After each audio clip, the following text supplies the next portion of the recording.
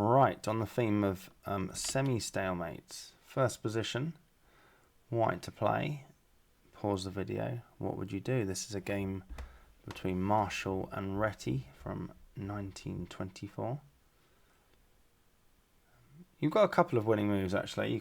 You can play King E5 and delay the move that you have to play anyway to win, but the easiest thing to do is just to play that move straight away. And what you're doing there by playing G5 is you're sort of immediately stopping black pushing either of those two pawns. You just sort of take it either directly or en passant. So the black king has to come in to well, go to C8 I suppose, but we're going to get the same idea. So King C6 seems sensible. King E5, King D7, King D5. Always move straight back is the mantra I would follow on king and pawn versus a king without anything else going on. And we come into C6, come opposite, and here that would just be stalemate. But stalemate is what we're looking for here because there's other pawns on the board, and black's now forced to move one of them. It doesn't really matter which one they move. We're taking it, and then it's two moves to get a queen and checkmate. So that was an example of where we wanted to stalemate the black king, because it's not actually stalemate, it's semi-stalemate. They've still got these pawns they could push. And I suppose black now gets to choose between resigns f8 equals queen checkmate, or h8 equals queen checkmate, or indeed rook checkmate. So that's a game from 1924. Now how about this one? This is a study from 1851, Klingenhorwitz 1851. Pause the video, white to play, what would you do? And in fact in this position you've actually only got one move that doesn't lose the game, although that's fairly clear as the first move. So bishop f3 checks the fairly clear first move. Now the engine reckons that black should play king g3 here, which is a silly move. Obviously a human would never do that. A human would play king g1 because king g1 looks like it wins the game, to be honest. There's not really anything white can do. Black's about to play h1 equals queen. Your bishop has to take it, king takes it, and a black king on h1 versus a white king on e2. Black's got the extra pawn.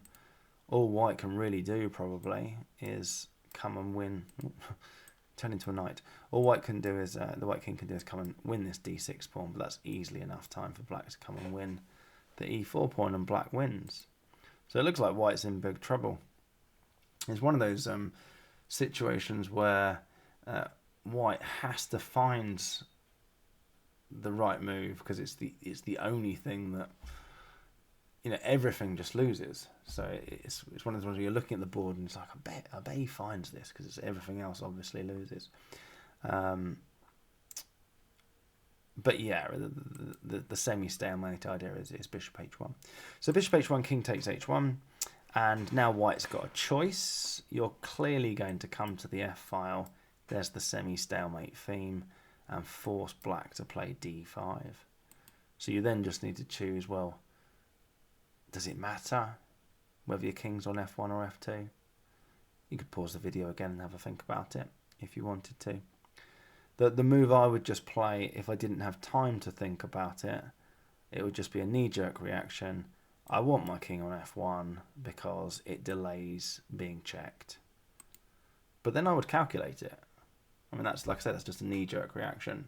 It turns out it's actually correct here, but there's always something you've missed or something you haven't calculated, and it's just like, there's a special reason you want your king on f2 here. I can't think what it would be, but yeah, I mean, in this case, king f2 messes it up. King f2 would see d5 forced, take it, and push the e-pawn. What does white even do there? They've got no way to keep the black king hemmed in other than king f1 e2 check, and if we take the e-pawn, that's just clearly a draw. Black might try queen e1 check, trying to hope you turn your brain off and move the king to the d file in disappointment of having thrown away the win. But you wouldn't throw away the win if you played king f1. just delaying that check by one move. That's the semi-stalemate. Forces black to move the d-pawn. Check, takes, queen, queen. And now we get, this is a fairly easy win actually in the queen versus queen situation. What you're trying to do is force the black king. You want your queen on the, I say the second rank, but in this case the G file with the king on H2, sorry. So you can move your king in opposite, and that's what you're trying to engineer, and that's just to win. That's your final sort of non-checking move, and it can be done very quickly here. You know, if king H2, king F2 straight away. So black might try and avoid that, but you just zigzag the queen in. King G2 is forced, or they're losing their queen. So king G2, queen G4, and now you move the king in, and it's over. So yeah, I like that one. Thought that was a good little puzzle. I've seen a different one actually somewhere with a rook. It's like a rook ending, and the only way to win it is to, again, I think I saw it with a black pawn on A2, and I think the black king is either on, I think the black king might be on B2, and you've got a white rook over here or something, and the only winning move is just to give up your rook. Probably the white king's on D3, and you come and stalemate there. And then the way the pawns are set up on the rest of the board, the semi-stalemate works. One last one, not a study. This is actually from a game, a 1976 game. There's a lot going on in this one, so pause the video and see if you can work out what to do. White to play. I mean, white's 2 pawns up, so you'd think white would probably be trying to win this, but there's only one winning move.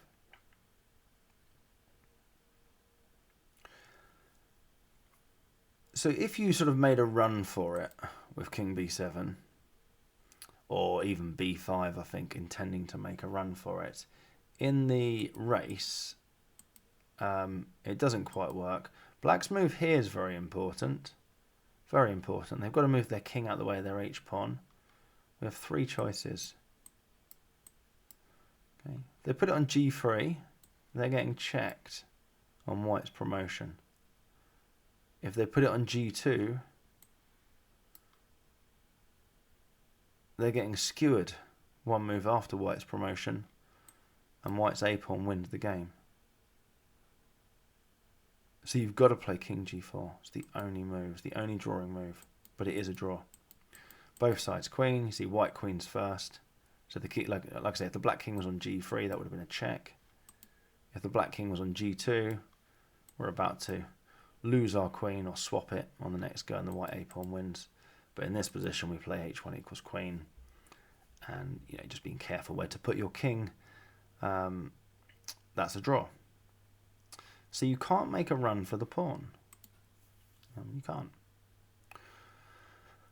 And then you think, well, what other ideas are there, to be honest? Making a run for the pawn, I mean, this is going to be too slow, isn't it? Way too slow. Might even end up losing that if you're not careful. So the brilliant winning idea is, again, based around semi-stalemate. What you do is you make a run for trapping the black king in on the h-file. Black can't do anything other than just get on with taking your pawns, because these two are going to queen against that without the help of the king. So the king's not needed on the queen side. So black's got to just take your pawns. Otherwise they're getting nowhere. And there's the king hemmed in.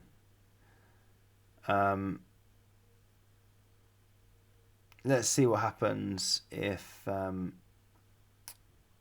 black sort of tries to get themselves not hemmed in, or goes for a full-on stalemate. That'll be a trick they've got. No. It's like mess up with the mouse. So king h2, you keep them hemmed in. And I don't think it really matters what black's next 2 moves here, actually. I think if they play h3 or king h1, white's next move is going to be b5, and then black plays h3. And at this point, you've only got one winning move. If you play a4 here, it's a draw. And black's brilliant drawing move is a5. I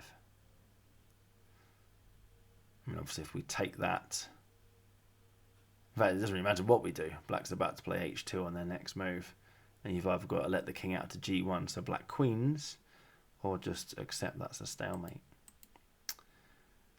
So yeah, you can't play a4. You have to play king f1.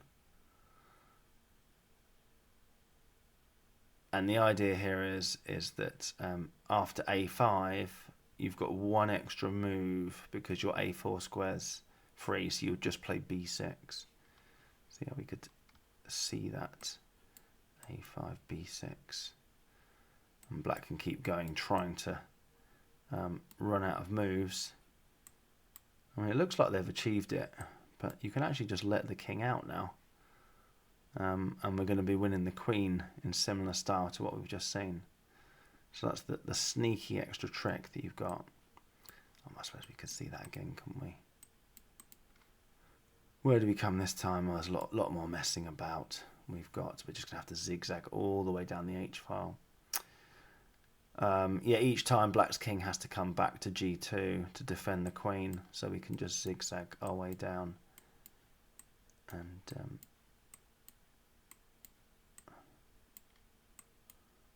that's going to be a win, obviously.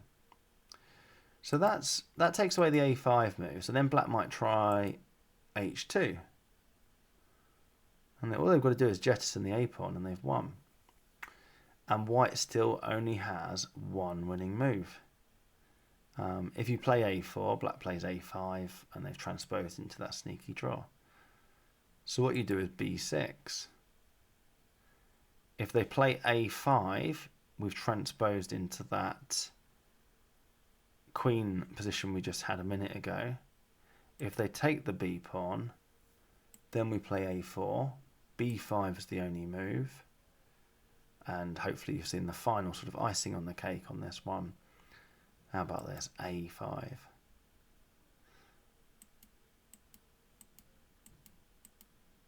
Absolutely incredible. I think I nearly got that. I was say it wasn't even a study. It was an actual game, 1976.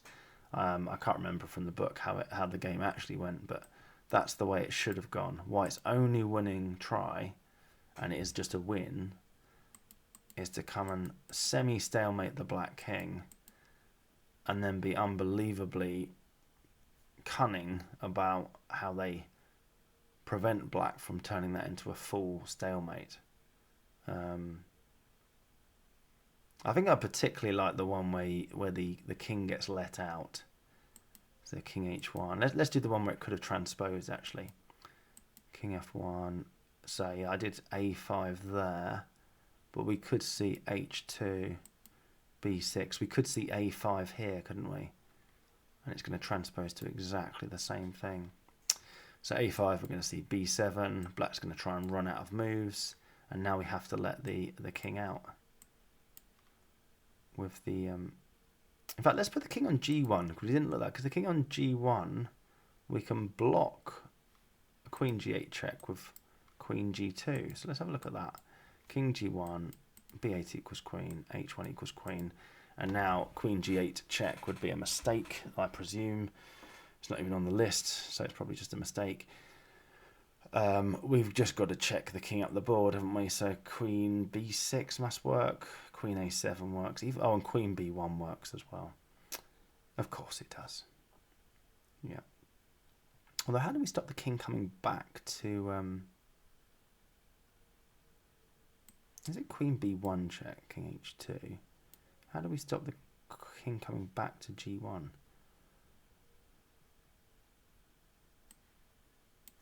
It's interesting learning about. Oh, it's just a load of mess. It's that engine thing, isn't it? Where it's worked out, it can basically mess about for a bit and then play the move it should have played anyway. So yeah, I was right to ask this question. So queen b6, that forces the king to g2 or h2. Let's say black tries the trick of trying to get back to g1. That's how we stop it.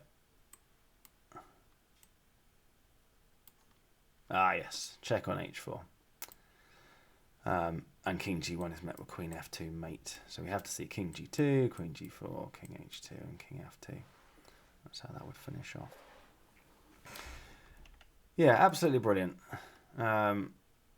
Create a semi-stalemate. Force black to move their a pawn, but then be cunning how we do it. So there was one other trivial thing that we had to think about, actually, which is what happens if black just sort of messes around a bit and now plays king h3. I think we can just ignore it, because king h3, they're either going to just have lost 2 moves when they come back to h2, so we're going to have all the stuff we've just seen, but black's lost 2 moves, or if they want to escape, we don't really care, because we're queening. This king's not going to get anywhere near the square of the pawns. Oh, actually, I wonder if it does get near the square, and we have to play b6 and then a6. Let's have a look. a5, king e6, b6. We do actually. Yeah, we do have to play this. There you go. So there was that extra sneaky bit that I probably should have gone through. And the point is that the white king is earmarked for that very happily, because the black king's gone away. So there was that extra subtlety to it as well. I probably should have prepped that as well in advance. There you go. So yeah, semi stalemates, little theme to look out for. Maybe it will appear in one of your chess games. I'm hoping it will appear in one of my chess games at some point. There will have been a point to learning all this rather than just the enjoyment of learning itself. Oh, I think I'll stop there.